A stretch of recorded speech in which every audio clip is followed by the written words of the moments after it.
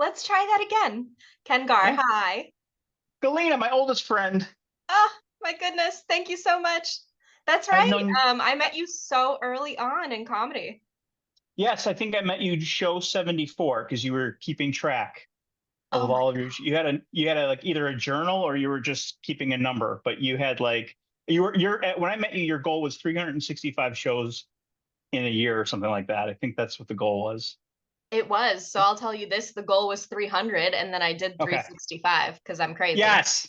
Yes. Cause I remember I might have been there right around the time you did 365 and you're like, I did 365 shows. And I was just like, that is insane. But That's it back was when like, I had 25-year-old stamina back then and I could do great things. yeah, exactly. Yeah. Now you're like, 30 shows a year. Good. We're good. Yeah, definitely. But that's funny Yeah. because I almost forgot about that. But I had these pieces of paper taped to my bedroom wall, and then I would count with like tick marks as if I was in prison. So that way I could look at sets of five and be like, okay, 10 shows done, 30 shows done. And I did that for a few years until I got to 1,000. And I probably kept going Wow. for about 500 more. And then I was like, you know what? This is not a good look. I don't, I was doing it out of ego. I was fully doing it as if someone was gonna, Barbara Walters was gonna interview me or something. That was my psychosis was telling me, oh yeah, someone's gonna ask you how you're keeping track one day. And it's like, no, they're not. Take Yeah. this down. Or you bring a guy home, you just have a bunch of ticks on your headboard. You're like, what exactly is this? It's how many times I've done stand-up comedy. Duh. Yeah, like no answer is good. Either No. it's like the number of guys you've been with, that's not good, or the number of shows you've done, like that's not good either. I almost forgot about that. That I was doing that. That's such a funny thing to remember because it shows me how much psychological growth I've had. Because Yeah. truly, that was like straight ego doing that. Mhm. Yeah. But I think when you first start out though, like I think you have to like because people don't understand how insane it is when you first start off, right? So we literally go and sit at an open mic for like 2 or 3 hours sometimes, and then hopefully our name is called and we perform for 3 minutes in front of a group full of people that are at their wits' end. And that's how you start stand-up comedy for several years. Like this isn't like, oh, the first 6 months and you're off and running. Like you're doing that for a long, long time before you can graduate to like a guest spot on a show or getting booked at a bar show that nobody's paying attention to. So that first 5 years of stand up is really hard. And so I don't blame, like, we joke about like ticks like for prison days, but it's almost like that, where you're like, you're just kind of keeping track of like, man, it kind of get that little motivating thing that keeps you going, right? That like, all right, we've ticked another thing or another, maybe three ticks in a day when you did like three open mics. But yeah, man, you have to do anything at that point to stay sane because it's not an easy life. It's really not. And I commend myself for doing that back then, as wild as it is to look back on, and as much as I would never handle it that way now. But I think that's where my analogy of comedy comes from. I've always described it as it's like digging a tunnel with a spoon. And every time you do one of these horrendous open mics, or every time you do a bar show, every time you sit down to write, you're basically removing just a spoonful of dirt out of the path Yeah, to the tunnel. And then as you get, better, as things develop for you, I think you get a bigger tool. You get like a little hand shovel, and then maybe you get a bigger shovel, and what you're digging with improves, so it goes a little bit faster. But I would yeah. say right now I'm barely at like hand shovel status at almost 10 years in, which is so crazy. You're Galena, the Shawshank of comedy. You carry a little bit of your prison cell out every day into the Oh my ground. God, I really do. So I like Uh, to ask my comedian friends, mhm. why are you funny? Oh my God. It's so funny because I've actually thought about this a lot because, a lot of comedians, or I think a lot of people think that like comedians are crazy or messed up or had some terrible, like awful childhood. And I certainly have my issues like everybody else does, but I don't think they're any different than anyone else. And my parents are still married. They just celebrated 60 years of marriage, Wow. my mom and dad. And I mean, they're just one person at this point. It's just like a single personality. But, so I didn't have like this really terrible background, but I loved getting laughs. I was a class clown. I know a lot of comedians aren't, but I was a class clown from day one. I love the attention that it gave me. When I was a junior in high school, a buddy of mine said he was going to join the play. And so I joined the play. It was a comedy. And I got all these huge laughs. And then I went to an all boys Catholic high school. And then I went over to the girls' high school and did their plays. And they were doing these comedies. And I mean, I just loved hearing laughter and I loved being silly. And then I got to college and I was like, oh, I've got to be like, I don't know, how college is. Like, you feel like you're just trying to figure out who you are. And I took like one theater class and, even then I was like still trying to get laughs. But I didn't really do anything comedy wise until I got out of college. And a friend of mine had gone to Second City, wrote a play, and she put me in the play. And again, I loved getting laughs. And she convinced me to go to Second City. I'm at Second City. I'm struggling. I'm not doing great. And then these people that were doing this thing called Tony and Tina's Wedding, which is like a mock wedding Mhm. that you could go to, like an improv wedding. They were doing stand up, and so I started doing stand up with them. And the first time I did stand up, I'm like, oh, this is what I want to do. So it's a long-winded way to say I'm funny because I love hearing laughter. And I don't know about you, but sometimes I'll go back and listen to like my performance from like the night before, and you just hear this laughter. You're just like, I cannot believe I can do that, or I can't believe that they're laughing like at this or laughing this hard. And it's like I never get tired of that sound. No, and it's so magical. And just for anyone that doesn't know, Second City is an improv school. That's like what its main purpose is they like churn out improv performers, right? And some Hmm. people like graduate and go to acting, but I know a few people with a similar story to yours where they started in improv and then all of a sudden you realize you're just enjoying being there alone and you kind of want the autonomy of not sinking with the ship if let's say the rest of the group isn't doing well. Yeah. And it is such a high. There's nothing else that I do that resembles being able to make a room laugh. I mean, it is just like the craziest. People ask if I get stage fright ever, and I'm like, no, worst case scenario for me is if there's less people in the room. I'm more afraid of performing for 5 people than 500 people. Yeah. And I don't even call it nervousness. It's more of an excitement. Like because you don't know how it's going to go. You have a pretty good feeling because you have a track record with those jokes. Like, so you have an idea. And, because of improv and because of Second City, I've got a tool set that can allow me to like do crowd work or like, kind of like I've got this whole set of tools that I can use to like not have a bad show.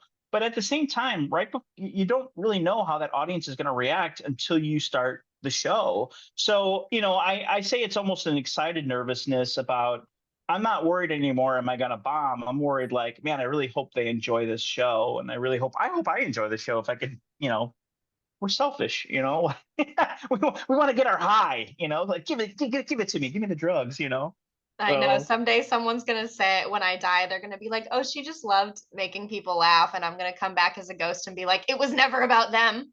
right. Yeah.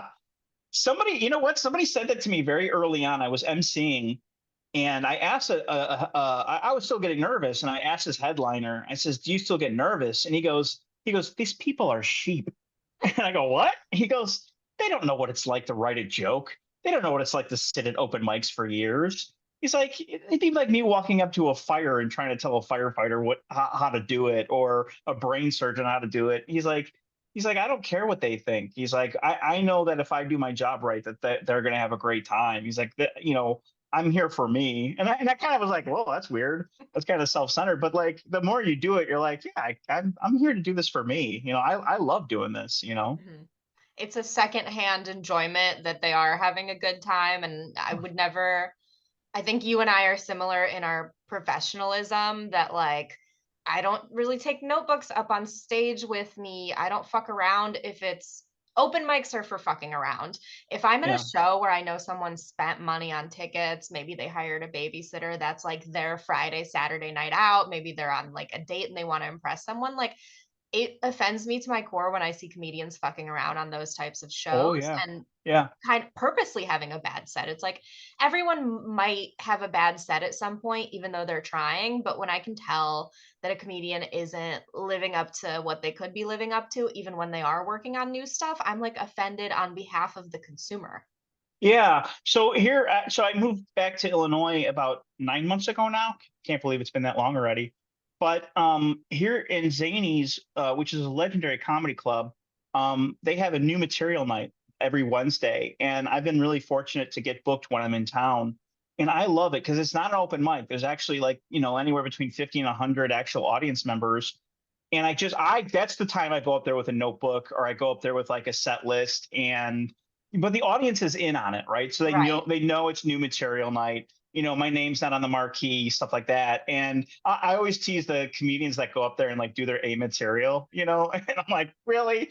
Come on, it's new material night. So, I know I'm gonna bomb, only because that's what it's there for. And that's a good feeling. You talked about like you're at the hand shovel kind of part of your career. And, I'm at that part now where like, if my name is on the marquee or they're buying a ticket to see Ken Garr, like I'm going to deliver the goods. But, with those shows that I do, like, that I'm doing, like, I'm one of like 8 comics, it's a book show, but now I'm going to like in the middle, like work on a lot of new stuff. And, I kind of joke like, well, I'll do as good as I'm getting paid.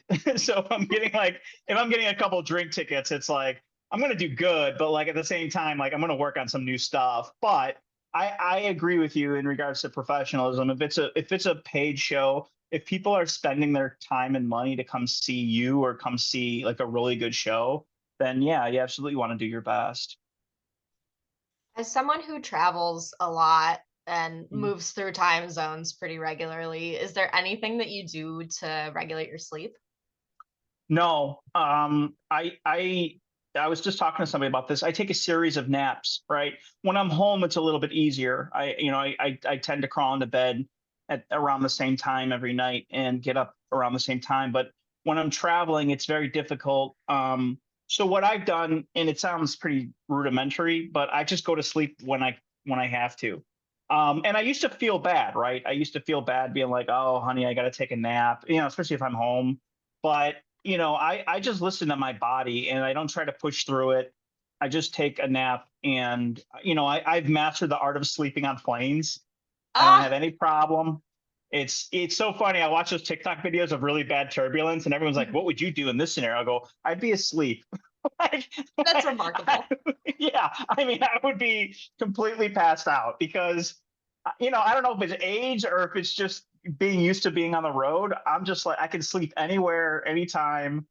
You know, uh, Cameron Esposito, I was talking to her, and she said that she actually missed a flight one time at an airport. I'm like, oh, I go, did you fall asleep at the airport? And she goes, no. She goes, I wasn't paying attention. I just missed my flight. And I think about that every time I'm in an airport where you're just like on your phone, like not listening, not paying attention. Like for me, I can see falling asleep at the airport through a flight, but I go, so the fact she just missed a flight was just so funny.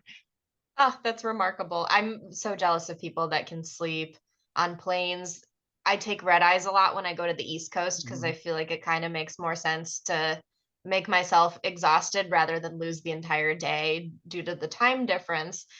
But everything has to be aligned just so all the planets, all the stars have to be in the right places for me to be able to sleep on a plane. I can't do it if I don't have the window seat. And so that makes me really, really jealous to hear that you can just clonk out. I was flying home from, I think it was like I was in the Middle East doing like a armed forces tour, so it was like a really long flight. This dude next to me slept the entire 14 hours or something like that, and I was just like, "What did you take? Like, did Mhm. you did you take what Michael Jackson took? Because I mean, the entire, I mean, he was like, hello," and I go, "Hello," and then he closed his eyes, and then he woke up at LAX. I was like, Wow. "What was that?" Oh, That makes me so envious. I actually haven't been on a flight in like a couple of months right now. This is a long stretch for me, but in that couple of months, all these terrible news stories have come out about Boeing and everything Oh that's yeah. going on with flight towers being understaffed. And now I'm like, oh, I might have to start being a person who takes drugs to get on a plane because I always had a little bit of anxiety, like in the back of my head about it, but then was like, no, no, you never hear about anything happening. And then boom, it's like I only hear about things happening. I don't know.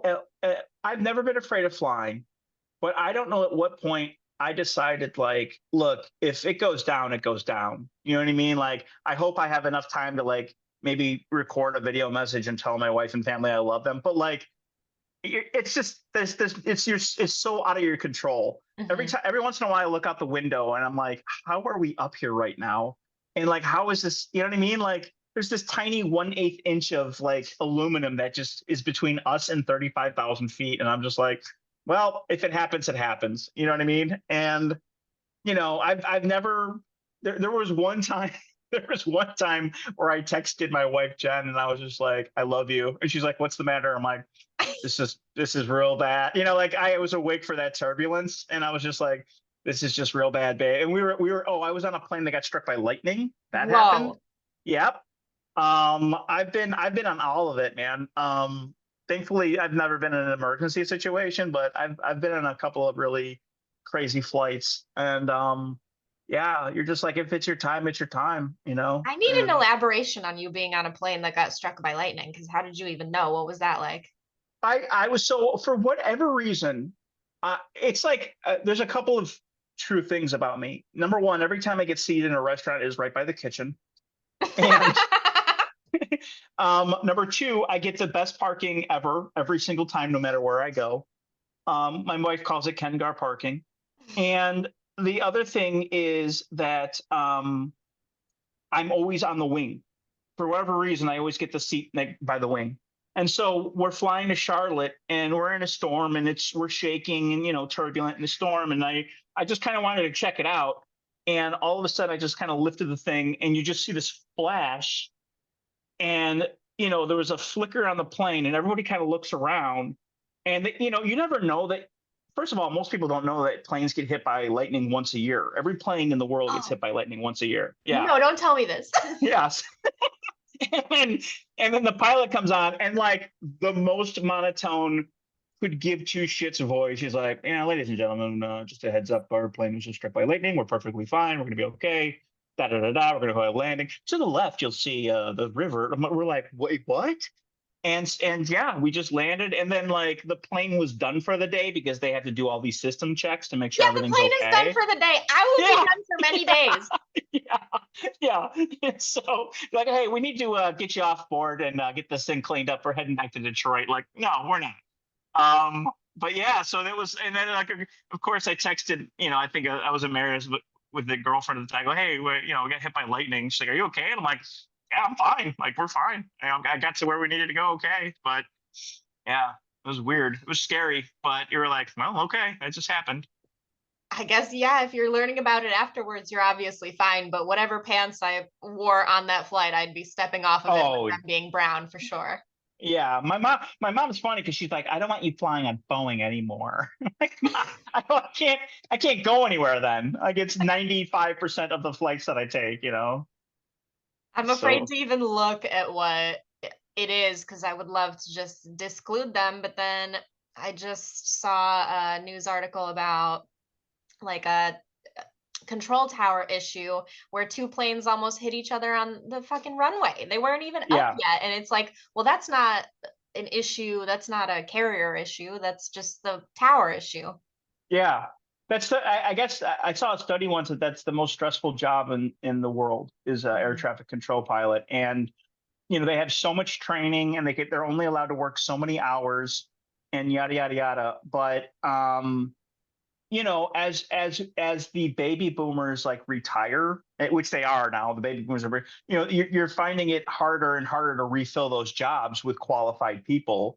And so, these kids don't want to work. You know what I mean? So I don't know.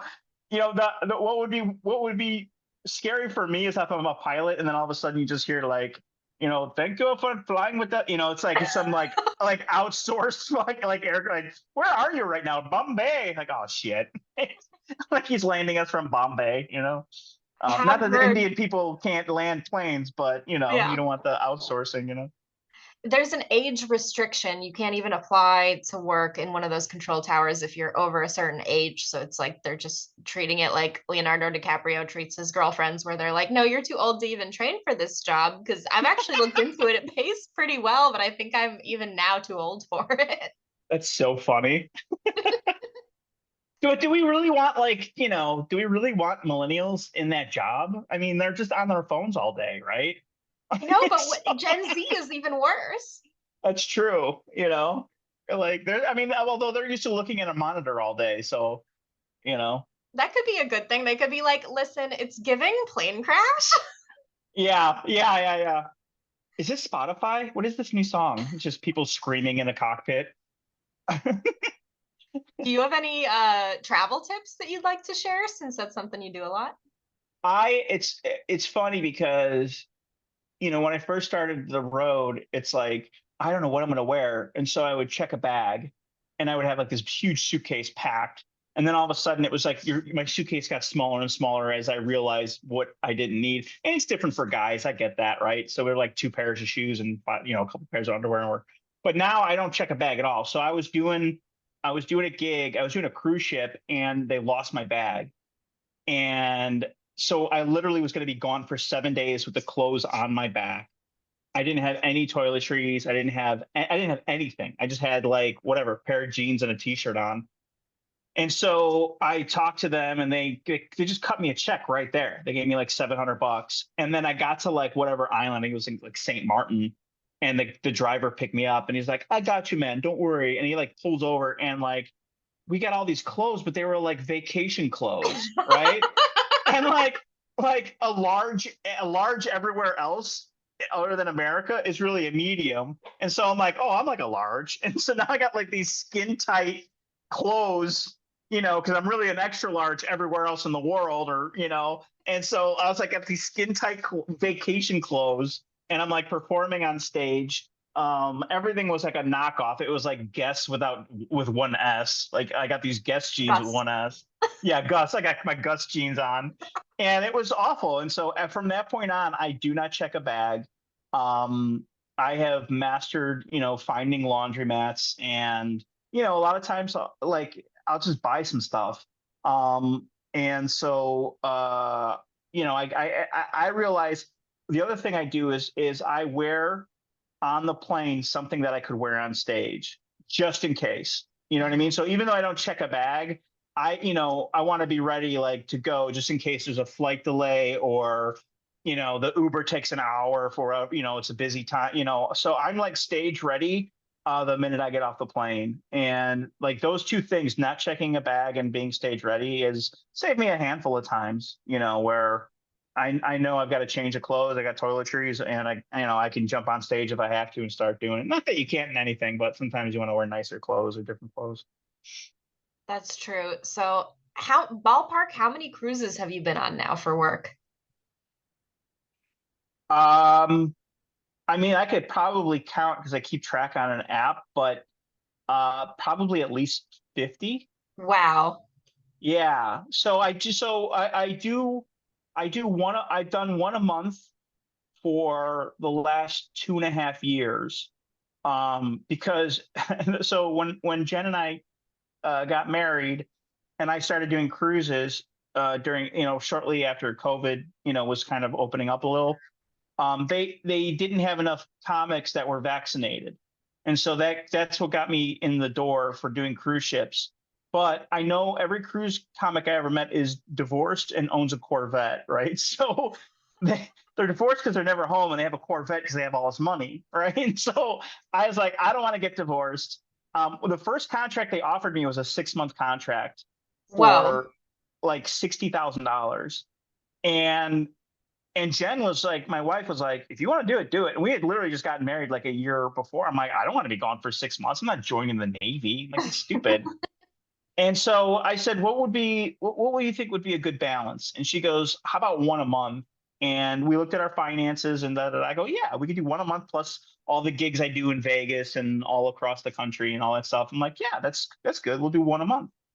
Well, one a month quickly turned into two a month because we bought a house and we wanted to fill that house with furniture. And, other cruise lines kind of heard about me and they wanted me for them. And so then I wouldn't say it was a bidding war. That's not the right thing, but like you get opportunities. So right now I'm working for like four different cruise lines, Wow. and they all have different schedules. And so I'm probably doing like two a month now, but they're anywhere between 3 and 5 days each, so they're kind of like easy to knock out. But you get like, you don't want to turn down. We were talking about our work ethic before, and you don't want to turn down the work, right? Especially after being in a pandemic for 2.5 years or 2 years where we didn't work at all.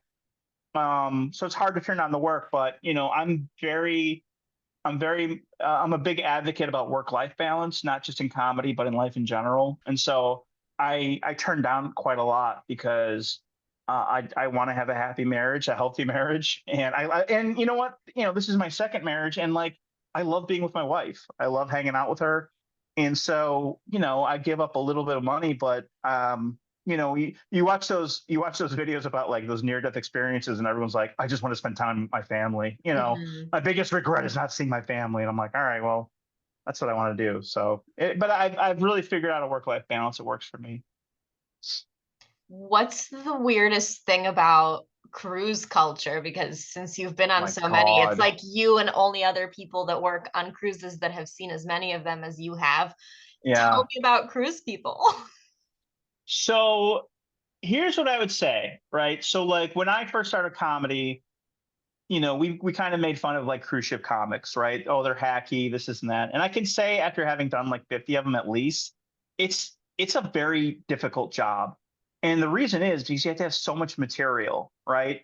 So I do five shows, five for one cruise line, it's 5 30-minute shows. For another cruise line, I do 10 45-minute shows. Now, Wow. some of those are repeated, obviously, because nobody has, other than Dave Chappelle, 450 minutes of material. Mhm. Um, but for one of those cruise lines, for example, I had to have a squeaky clean PG show that kids can attend, and they do, for 30 minutes. And then I had to have two separate R-rated anything goes adult shows that are two separate 30 minutes where you can't repeat any jokes. So right away, that's 90 minutes of material that I have to have that I can't repeat.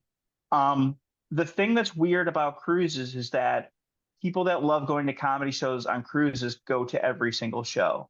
Oh People that no. love people that love sitting in the front row sit in the front row of every single show, right? And so you're, as a comic, already know where I'm going with this. Like it's kind of a mind fuck, right? So like, your first three shows you knock out of the park. You're like the mayor of the ship. Everyone's like, "Hey, Ken," you're high fiving everybody.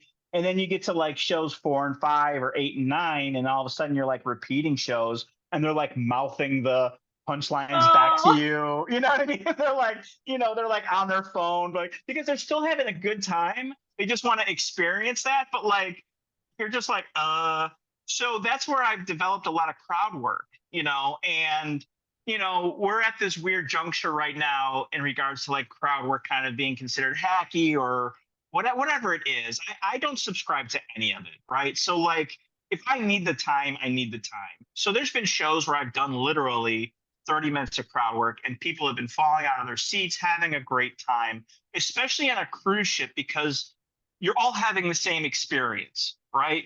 So if something happened at the port that day, if a helicopter had to come and take an older person who was in a medical emergency, like you're going to talk about those things, But cruise people they're fun, they're laid back, they're there to have a great time, but they are not shy. You'll be sitting down and eating, and they will just sit down and be like, "I want to talk to you about, is your wife really da da da da da?" And, "Oh, I wanted to tell you this one joke. You should use this in your act." And so, like, the thing about like you go to like a comedy club for the weekend, and whatever, Little Rock, Arkansas, like you're not going to see those people ever again, and you're certainly not going to see people come to like all four shows.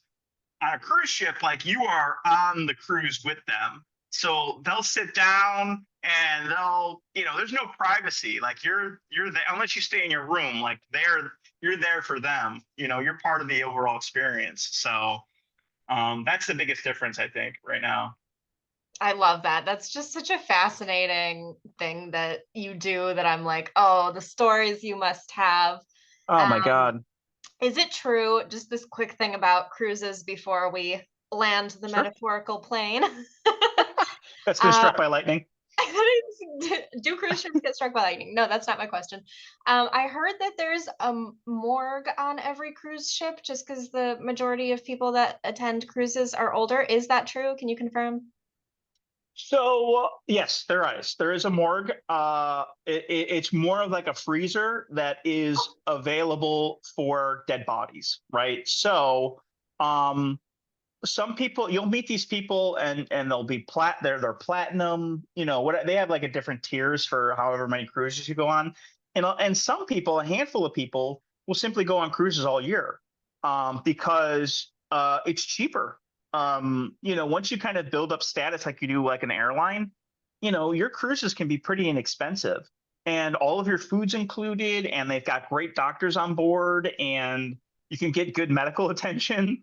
And so, there's people that are on there like a lot, a significant part of the year. I've met some people that's like, oh, this is my 30th cruise this year, and we're like in August, so you're like, oh, you've just been on a ship all year.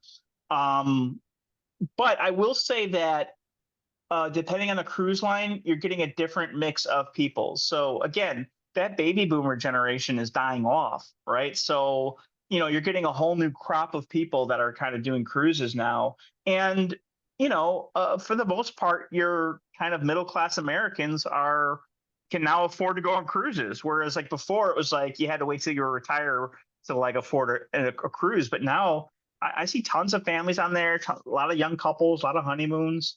It's a lot younger than I thought it was going to be. So I've been pleasantly surprised with that. I love that. Well, Ken Garr, you have a new special out. Where can people find it? Where can they find more from you? I do. So I just headlined the MGM Grand in Las Vegas for the first time. Woo. Um, yeah, it was a huge deal. It's one of the clubs I've been playing for years, and they finally gave me the nod. Brad Garrett's Comedy Club, shout out to them. And so, my buddy Michael Malone, who's a great director, he came to visit, and he's just like, "Hey, let's shoot something." And so what I did is I took, some of my favorite jokes over the last 14 years that I've been performing in Las Vegas, and I built a 35-minute set, and I just performed them one night. And so we made a special out of it. And what's funny is I started building my set list in my phone. And so I was going to call it Live from Las Vegas, but I misspelled it and it said Love from Las Vegas. And I'm like, oh, let's name it that. Like, that's kind of, you know what I mean? That's kind of cool. So I just put it on YouTube. It's called Ken Garr Love from Las Vegas. I shot it at Brad Garrett's Comedy Club, directed by Michael Malone. So check it out. And then I have my special. I just have my other special on there from a couple of years ago called American Hero, about going to Iraq and Kuwait and Africa and all that stuff. And that one's called American Hero, which I mentioned already. You can check them both out on YouTube. Coming up, I'll be at CG's Comedy Club, which is in Bolingbrook, Illinois, May 10th and 11th. And then I'm actually heading on Wednesday. I'm heading back to Cirque du Soleil. So I'm in the Mad Apple show in Cirque du Soleil. That is at New York Casino and Hotel, and that's going to be from April 24th until May 6th. So I'm there for 2 weeks, and it's a Amazing. phenomenal show. Oh my God, it's like, it's a variety show, but it's like Cirque du Soleil. So it's like the greatest, most talented acrobats in the world. And then like my fat ass comes up through the stage Stop. and I'm like, hey, like I feel like I ruined the show. Yeah, yeah. So it's a variety show. It's got acrobats, jugglers, magicians. I mean, the best in the world at what they do. And then like halfway through the show, I come up through the stage and I just ruin the show by doing about 10 or 15 minutes of stand up. You get to roast the audience. And I mean, honestly, it's such an amazing show to be a part of. And I'm really fortunate. to be part of it. But like, I told somebody, I go, it's the easiest, hardest job I've ever had gig wise, because it's only 10 minutes. But at the same time, like, you don't want to be like the shitty part of the show. You know what I mean? Like, you have to like really do well. And so far this is my third time doing it, and it's absolutely amazing. So if you're going to be in Las Vegas, April 24th through May 5th, or 6th, May 6th, come check it out. It's you can go to cirquedusoleil.com and get tickets for Mad Apple. So That's so cool. Wait, why do they put you in the middle? I'll ask that before we. I think it's so basically what they do. I think it's like they have all these like huge like high energy acts, and then they want to have like kind of this middle to just kind of like have time to set up like the finale, which is a huge production. And then I think they just want to kind of change the pace of the show. And so yeah, I mean that's my guess. I'm completely guessing why they want to do that. I personally think you should kick off the show with comedy, or maybe end the show, but that's just me being ego. But yeah, it's an amazing show, and I'm just really grateful to be part of Cirque du Soleil every once in a while. So That's so cool. I'm actually going to be in Vegas, but not for comedy in 2 weekends. Maybe I'll run into you.